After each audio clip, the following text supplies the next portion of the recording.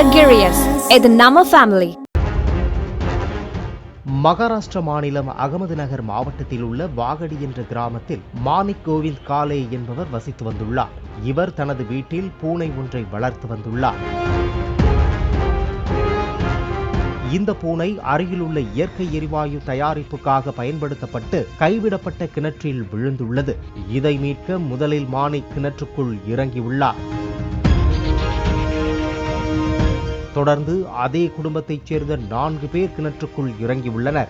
ஆனால் யாரும் வெளியே வரவில்லை. தொடர்ந்து 6வது ஒருவர் கயிற்றை கட்டிக்கொண்டு கிணற்றுக்குள் இறங்கியுள்ளார். அப்போதுதான் 5 பேரும் விஷவாயு தாக்கி பலியானது தெரிய வந்தது. 6வதாக இறங்கிய நபர் மட்டும் மீட்கப்பட்டு சிகிச்சையில் உள்ளார்.